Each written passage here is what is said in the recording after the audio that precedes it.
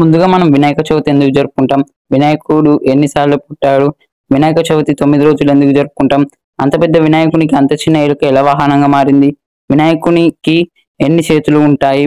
వాటి వెనుక ఉన్న ఆంతర్యం ఏమిటి? ఈ అన్ని ప్రశ్నలకు ఈరోజు మనం ఈ వీడియోలో జవాబులు తెలుసుకుందాం. ఇక ఆలస్యం చేయకుండా వీడియోలోకి వెళ్ళిపోదాం. Welcome to roots of Sanatan ధర్మ. ఒకవేళ మీరు కనుక మన ఛానల్ని ఫస్ట్ టైం చూస్తున్నట్టుంటే మన ఛానల్ని సబ్స్క్రైబ్ చేసి పక్కనే ఉన్న బెల్ ఐకాన్ని క్లిక్ చేసి ఆన్లైన్ నోటిఫికేషన్ని క్లిక్ చేయండి. ఇలా చేయడం వల్ల ఏంటంటే మేము ఏ వీడియో పెట్టినా ఫస్ట్ మీకు నోటిఫికేషన్ రూపంలో అయితే వస్తుంది.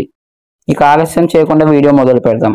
ముందుగా మనం వినాయక చవితి ఎందుకు జరుపుకుంటామంటే వినాయకుని పుట్టినరోజు సందర్భంగా జరుపుకుంటామంటారు. కానీ మనం కథల ప్రకారం చూస్తే వినాయకుడు 2 సార్లు పుడతాడు. ఒకటి పార్వతీదేవి సృష్టించినప్పుడు, మరొకటి చనిపోయిన వినాయకునికి మహాశివుడు మళ్ళీ ప్రాణం పోసినప్పుడు. ఈ 2 సందర్భాలలో మనం వినాయక చవితి ఎప్పుడు జరుపుకుంటామంటే ముఖ్యంగా మహాశివుడు వినాయకునికి మళ్ళీ ప్రాణం పోసినప్పుడు మనం వినాయక చవితి జరుపుకుంటాం. ఎలా అయితే ఒక ఏనుగు అడవిలో తనకు ఎదురొచ్చినవన్నీ తొలగించి మిగిలిన వాటికి దారిని ఇస్తుందో, అలాగే మనం ఒక కొత్త పని ప్రారంభించే ముందు వినాయకుడిని పూజిస్తే ఆ పని విజయవంతంగా అవుతుంది. అలాగే అంత పెద్ద వినాయకునికి అంత చిన్న ఎలుక ఎలా వాహనంగా మారిందో తెలుసుకోవాలంటే దానికి పెద్ద కథ ఉంది, చెప్తాను, జాగ్రత్తగా వినండి. ఒకరోజు కుబేశ్వరుడు పరమేశ్వరి దేవిని పూజించడానికి మణిదేవి పెళ్లికి వెళ్తాడు. తనతో తన కొడుకైన అనంజున్ని కూడా తీసుకొని వెళ్తారు. ఆ రోజు అక్కడ ఒక బంగారు కంచంలో అమృతం ఉంటుంది.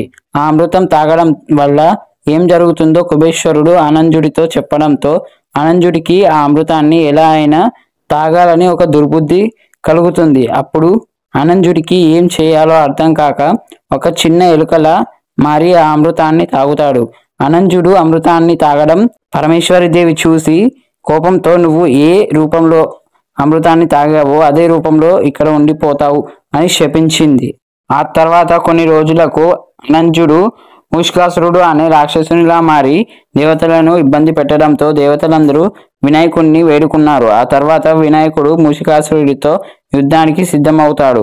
అలా వినాయకుడు మూషికాసురుడితో యుద్ధం చేసి మూషికాసురుడిని ఓడించి చంపకుండా తన వాహనంగా మార్చుకుంటాడు. ఇక్కడ ఇంకో విషయం కూడా చెప్తారు.